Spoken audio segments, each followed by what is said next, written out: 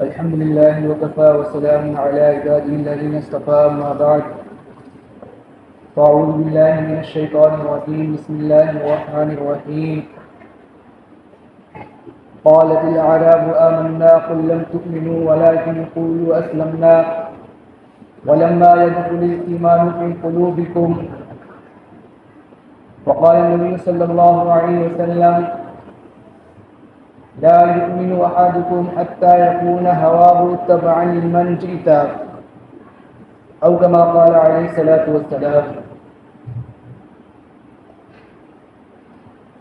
میرے محترم دوستو، میں نے آپ حضرات کے سامنے قرآن مجید کی آیت اور حدیث پاک کی تلاوت کی ہے. آج آپ حضرات کے سامنے ایمان کی اہمیت اور اللہ تعالیٰ نے ہمیں اور آپ کو جو ایمان کی دولت سے نوازا ہے، یہ اللہ تعالیٰ کی کتنی بڑی نعمت ہے، ان باتوں کو آپ کے سامنے پیش کرنے کی کوشش کروں گا. اللہ رب العزت سے دعا کریں کہ اللہ تعالیٰ صحیح بات کہنے کی اور ہم سب کو کہنے سننے سے زیادہ عمل کرنے کی توفیق عطا فرمائے. ایک لفظ ہے ایمان اور ایک لفظ ہے اسلام. ایمان اور اسلام میں لغت اور اصطلاح کے اعتبار سے تھوڑا سا فرق ہے. ایمان کے معنی لغت میں آتے ہیں تصدیق کرنا، اور شریعت کی اصطلاح میں ایمان کہتے ہیں کہ حضور پاک صلی اللہ علیہ وسلم جو باتیں لے کر آئے ہیں، جو باتیں آپ صلی اللہ علیہ وسلم سے ثابت ہیں، بغیر مشاہدے کے آپ صلی اللہ علیہ وسلم پر اعتماد کرتے ہوئے ان کی تصدیق کرنا، ان پر یقین رکھنا. اور اسلام کے لغت کے اندر معنی آتے ہیں اطاعت کرنا، فرما برداری کرنا. اور اصطلاح میں اسلام کہتے ہیں کہ حضور پاک صلی اللہ علیہ وسلم کی لائی ہوئی باتوں پر عمل کرنا.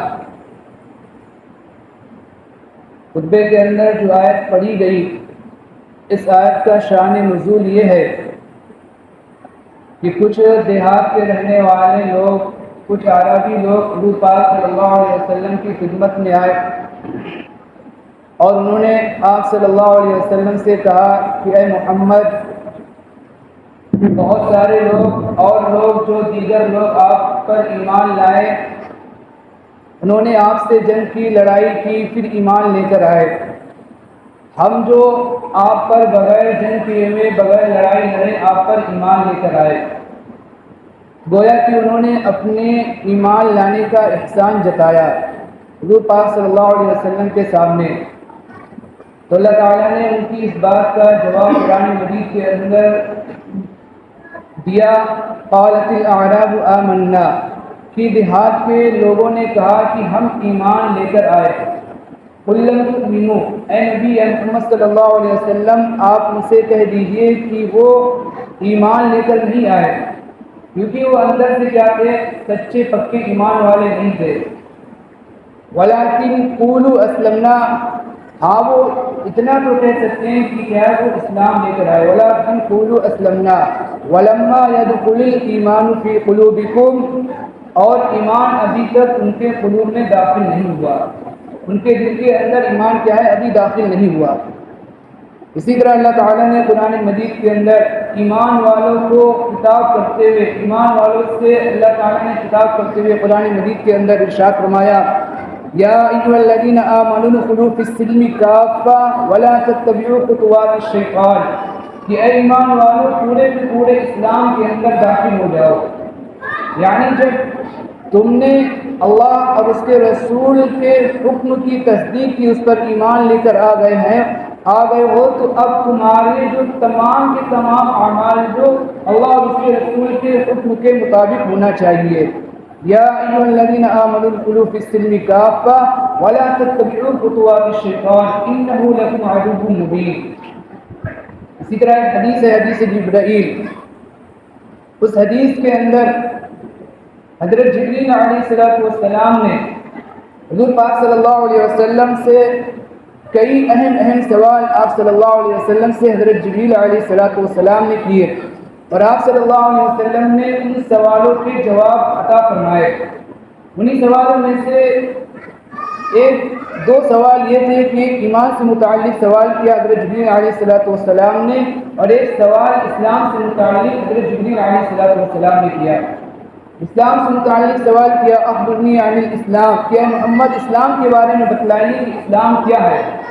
تو آپ صلی اللہ علیہ وسلم نے 5 باتیں ارشاد فرمائی کہ اسلام یہ ہے کہ تم اللہ تعالیٰ کے علاوہ کسی کی عبادت مت کرو، اس بات کی گواہی دو کہ اللہ تعالیٰ کے سوا کوئی معبود نہیں، اور محمد صلی اللہ علیہ وسلم اللہ تعالیٰ کے کیا ہے رسول ہیں، اور نماز قائم کرو، زکوٰۃ ادا کرو، اور رمضان مبارک کے روزے رکھو، اور اگر حج کی قدرت طاقت رکھتے ہو تو بیت اللہ شریف کا حج کرو۔ اور حضرت جبریل علیہ السلام نے ایک سوال ایمان کے بارے میں کیا کہ اخبرنی عن الایمان، کہ محمد صلی اللہ علیہ وسلم ایمان کے بارے میں بتلائیے کہ ایمان کیا ہے۔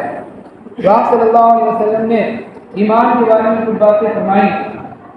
ایمان یہ کہ تم اللہ تعالیٰ پر ایمان لے کر آؤ، اس کے فرشتوں پر ایمان لے کر آؤ، اس کی کتابوں پر ایمان لے کر آؤ، اس کے رسولوں پر ایمان لے کر آؤ، اور قیامت کے دن پر ایمان لے کر آؤ، اور اسی طرح اچھی اور بری تقدیر پر کیا ہے ایمان لے کر آؤ۔ تو یہ کیا ہے؟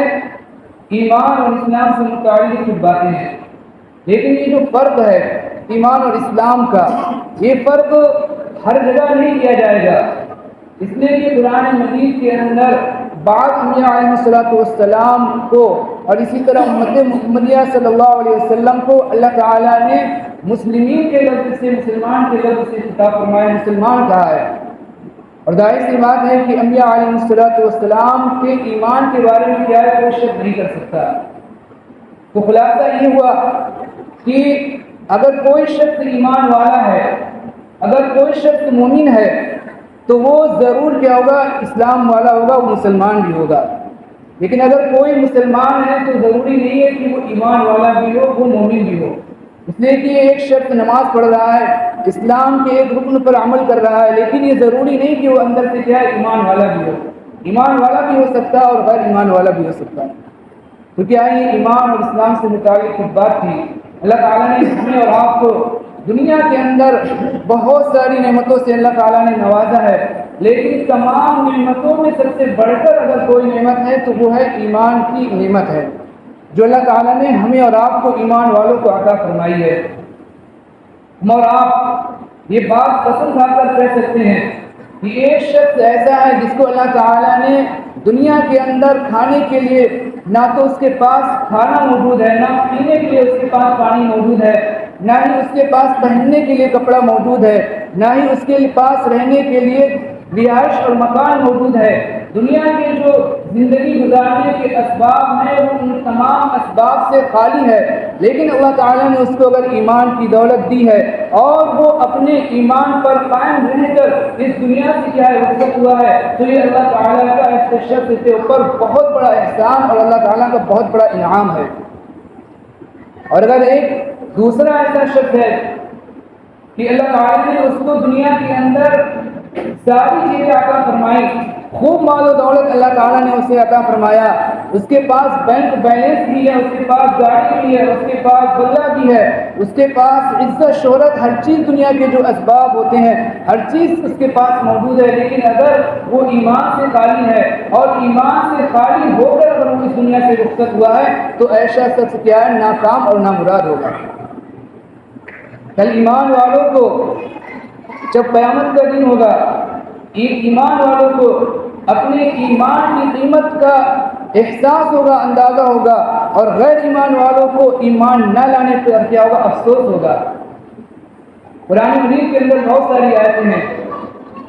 ایک آیت ہے اللہ تعالیٰ نے قرآن مجید کے اندر ایک آیت ہے نازل فرمائی کہ کافر لوگ جو ہیں کل قیامت کے دن اگر کافروں کے پاس غیر ایمان والوں کے پاس دنیا اور دنیا کے اندر جو کچھ بھی ہے اور اسی طرح اس کے برابر بھی اگر ان کے پاس چیز موجود ہو اور وہ اس کو دے کر کے فدیے میں دے کر کے اللہ تعالیٰ کے عذاب سے چھٹکارا پانا چاہیں گے تو کیا ہے وہ اس سے بچ نہیں پائیں گے۔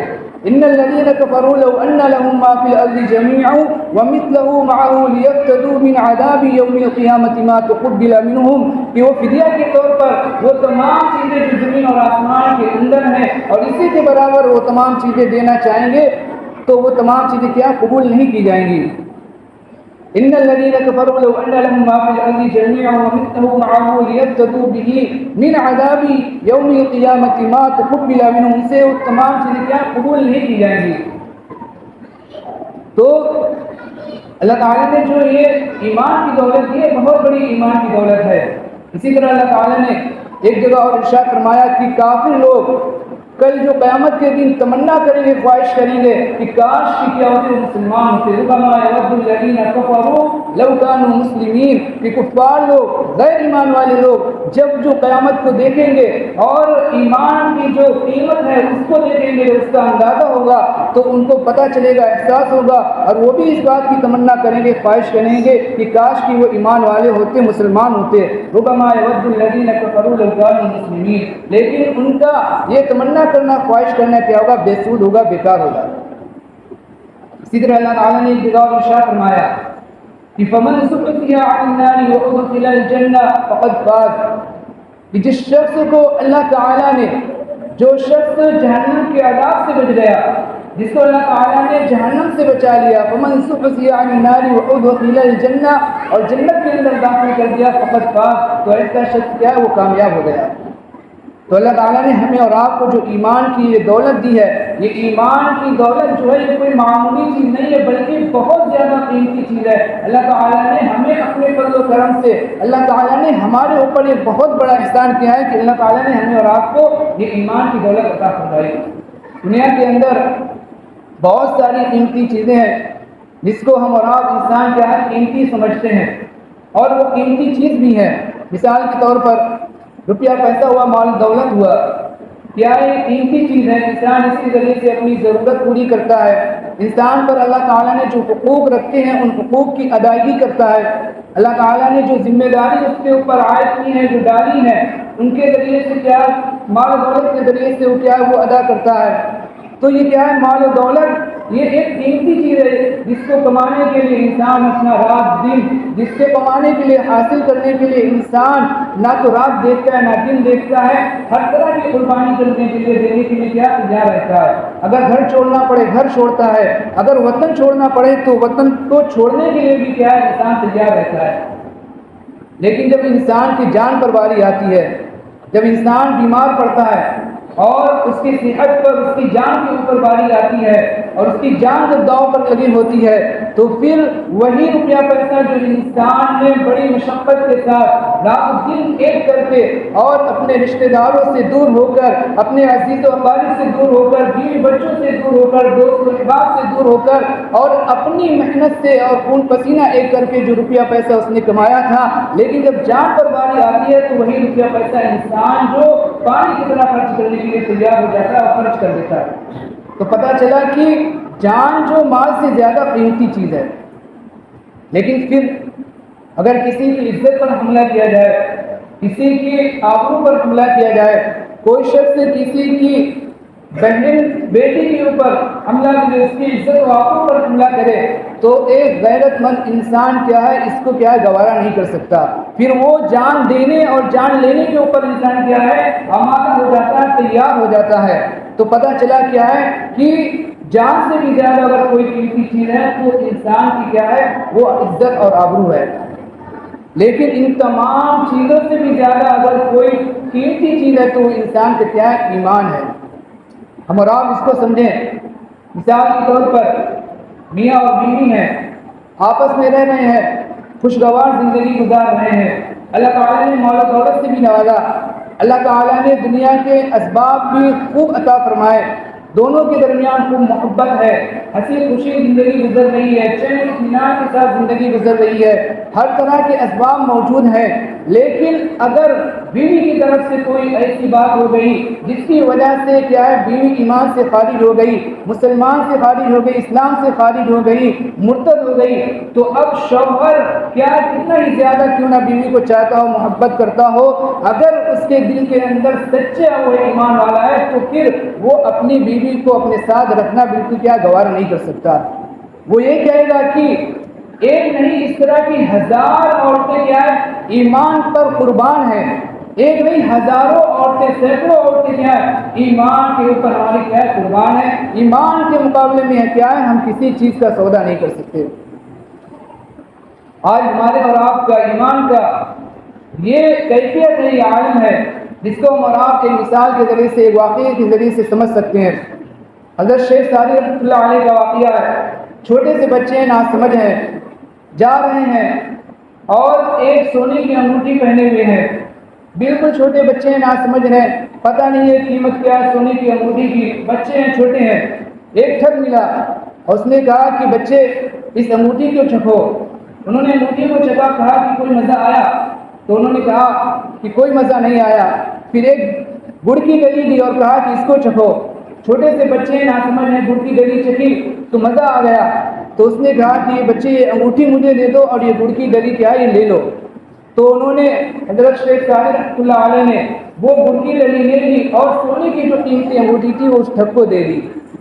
یہی ہمارے ایمان کی کیا ہے آج کیفیت ہے کہ آج ذرا ذرا سی لذتوں کے خاطر، ذرا ذرا سے مزے کے خاطر کیا ہے ہم اپنے ایمان کا سودا کرنے کے لیے ہم اپنے ایمان کو پیچھے رکھ دیتے ہیں، ایمان کا سودا کرنے کے لیے کیا ہو جاتے ہیں، تیار ہو جاتے ہیں۔ آج غیروں کو، غیر ایمان والوں کو، کفار اور مشرکین کو اس بات کا اندازہ ہے اور ان کو اس بات کا پختہ یقین ہے کہ جب تک ایمان والوں کے دلوں کے اندر ان کا ایمان باقی رہے گا، جب تک ایک ایمان والا اپنے ایمان پر باقی رہے گا، اس کے دل کے اندر ایمان باقی رہے گا، اس کی زندگی کے اندر اسلام باقی رہے گا، جب تک کیا ہے ہم ان پر کسی طرح قابو نہیں پا سکتے، ہم ان پر فتح نہیں پا سکتے، ہم ان کے اوپر غلبہ نہیں پا سکتے۔ اس لیے آج دشمن طاقتیں جو ہیں مسلمانوں کے خلاف، ایمان والوں کے خلاف طرح طرح کی سازشیں کرتی ہیں اور طرح طرح کے پروپیگنڈا کرتی ہیں تاکہ اسلام پر اور مسلمانوں کے ایمان پر حملہ کیا جا سکے اور ان کے ایمان کو کیا ہے کمزور کیا جا سکے۔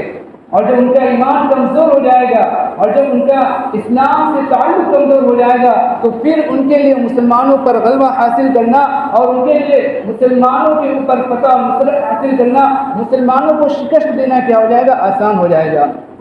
اس لیے ہمیں اور آپ کو اس بات کی فکر کرنا ہے، اپنے ایمان کے بارے میں فکر کرنا ہے، اپنے ایمان کے بارے میں سوچنا ہے اور اپنے ایمان کے بارے میں بہت زیادہ فکر مند ہونے کی ضرورت ہے۔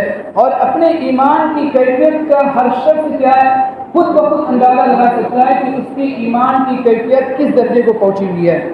وہ اس طرح اندازہ لگا سکتا ہے کہ اگر کوئی چیز پیش آتی ہے، مثال کے طور پر ایک شخص ہے رشوت کا معاملہ کرتا ہے، سود کھا رہا ہے، اگر کوئی شخص اس سے کہے کہ بھائی رشوت مت لو، سود مت کھاؤ، اور اگر اس کی طرف سے یہ جواب ملتا ہے کہ رشوت نہ لیں، اگر ہم سود نہ کھائیں تو پھر ہمارا گھر تو کیا صحیح سے نہیں چلے گا، ہمارے بیوی بچے صحیح سے زندگی گزار نہیں پائیں گے، ہماری بیوی کا خرچہ بہت زیادہ ہے، گھر کے اندر بچوں کا خرچہ بہت زیادہ ہے، یہ ضروریات ہیں، اس کے بغیر کیا ہے ہمارا گزارا نہیں ہو سکتا۔ تو اس سے انسان کے ایمان کی کیفیت کا اندازہ لگ سکتا ہے کہ انسان کی ایمان کی کیفیت کس درجے پر ہے، انسان کا ایمان کتنا زیادہ کمزور، کتنا زیادہ قوی ہے۔ تو اللہ تعالیٰ نے ہمیں اور آپ کو جو ایمان کی یہ دولت دی ہے، اللہ تعالیٰ نے ایک بہت بڑی ہمیں اور آپ کو ایمان کی دولت دی ہے۔ اگر اللہ تعالیٰ ہمیں دنیا کے اندر کوئی بھی چیز نہ دیتے، کوئی بھی نعمت اللہ تعالیٰ نہ دیتے اور صرف یہ ایمان کی دولت دیتے اور اس ایمان کی دولت کے ساتھ ہم اس دنیا سے رخصت ہوتے تو یہ اللہ تعالیٰ کا اتنا بڑا احسان ہے، اتنا بڑا احسان ہوتا کہ ہم جو اللہ تعالیٰ کے اس احسان کو کبھی کیا ہے بھلا نہیں سکتے، اس احسان کا شکر ادا نہیں کر سکتے۔ یہ ایمان سے متعلق باتیں تھیں۔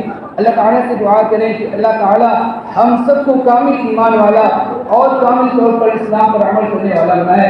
آمین۔